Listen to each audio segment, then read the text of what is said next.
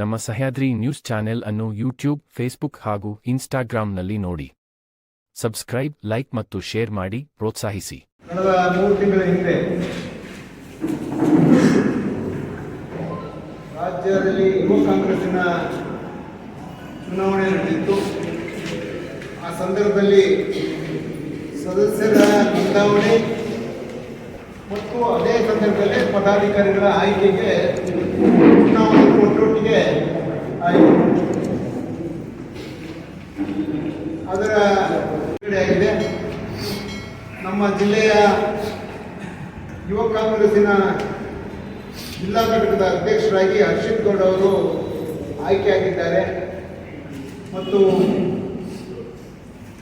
ನಮ್ಮ ಬ್ಲಾಕ್ ಕಾಂಗ್ರೆಸ್ ಸಮಿತಿಯ 14 ಜನ ಅಧ್ಯಕ್ಷರುಗಳು ಆಯ್ಕೆಯಾಗಿದ್ದಾರೆ. 7 ಜನ ಅಸೆಂಬ್ಲಿ ಕ್ಷೇತ್ರಕ್ಕೆ ಒಬ್ಬೊಬ್ಬರು ಅಸೆಂಬ್ಲಿಯ ಅಧ್ಯಕ್ಷರಾಗಿ ಆಯ್ಕೆಯಾಗಿದ್ದಾರೆ. ಈ ಚುನಾವಣೆಯಲ್ಲಿ ಗೆದ್ದವರು ಇವತ್ತು ಪಕ್ಷದ ಸಂಘಟನೆ ಬಂದಿರ್ತಾರೆ, ಸೋತವರು ಸಹ ಪಕ್ಷದ ಜೊತೆಗೇನೆ ಸಂಘಟನೆಗೆ ಇರ್ತಾರೆ.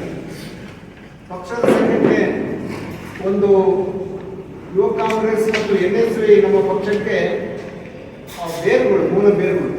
ನಾವೆಲ್ಲ NSY ಅಂತ ಬಂದವರು. ಹಾಗಾಗಿ ಪಕ್ಷದಲ್ಲಿ ಅಧಿಕಾರ ಕೊಡಲಿ ಕಿಡ್ಲಿ ಏನೇ ಇರಲಿ ನಾವು ಪಕ್ಷದಲ್ಲಿ ಯಾವತ್ತೂ ಇರ್ತೀವಿ. ಪಕ್ಷ ಬಿಟ್ಟು ಮಾಡೋದು ನಾವು ಯಾರೂ ಮಾಡೋದಿಲ್ಲ. ಬಂದಿದ್ದಾರೆ ಅವರು ಯಾವತ್ತೂ ಪಕ್ಷವನ್ನು ಬಿಡುವಂಥ ಕೆಲಸ ಮಾಡಲ್ಲ. ಆದ್ದರಿಂದ ನಮ್ಮ ಪಕ್ಷಕ್ಕೆ ಶಕ್ತಿ NSY ಮತ್ತು ಯೂತ್ ಕಾಂಗ್ರೆಸ್. ಆ ಯೂತ್ ಕಾಂಗ್ರೆಸ್ಸಿನ ಇವತ್ತಿನ ಪದಾಧಿಕಾರಿಗಳು ಬಹಳ ಹುರುಪಿನಿಂದ ಆಯ್ಕೆಯಾಗಿದ್ದಾರೆ. ಬಹಳ ಹುರುಪಿದೆ.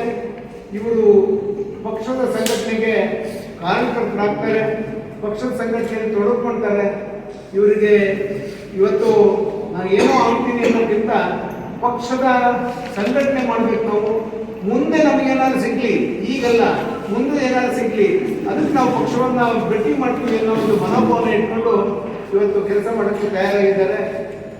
ಹರ್ಷಿತ್ ಗೌಡ ಮತ್ತು ಅವರೆಲ್ಲ ತಂಡದವರಿಗೆ ನಾನು ಜಿಲ್ಲಾ ಕಾಂಗ್ರೆಸ್ಸಿನ ಅಧ್ಯಕ್ಷನಾಗಿ ಅಭಿನಂದನೆಗಳನ್ನು ಸಲ್ಲಿಸ್ತಾ 2024ರಲ್ಲಿ ಆಗಸ್ಟ್ 20ರಂದು ನಮ್ಮ ಯುವ ಕಾಂಗ್ರೆಸ್ ಚುನಾವಣೆ ಸ್ಟಾರ್ಟ್ ಆಗಿತ್ತು.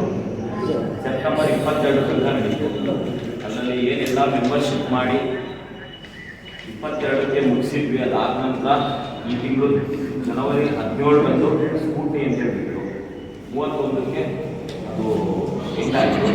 ಫೆಬ್ರವರಿ 7ನೇ ತಾರೀಕು ಫಲಿತಾಂಶ ಬಿಟ್ಟಿದೆ. ಆ ಫಲಿತಾಂಶದಲ್ಲಿ ಅತಿ ಹೆಚ್ಚು ಮತಗಳಿಂದ ನಾನು ಗೆಲ್ಲಿಸಿರೋ ಎಲ್ಲ ನಮ್ಮ ಬಂಧುಗಳಿಗೂ, ಎಲ್ಲ ನಮ್ಮ ಸ್ನೇಹಿತರಿಗೂ, ಎಲ್ಲ ನಮ್ಮ ಯುವ ಕಾಂಗ್ರೆಸ್ ಮಿತ್ರರಿಗೂ, ಮುಖಂಡರಿಗೂ ಎಲ್ಲರಿಗೂ ನನ್ನ ನಮಸ್ಕಾರ ಹಾಗೂ ನನ್ನ ವಂದನೆಗಳು.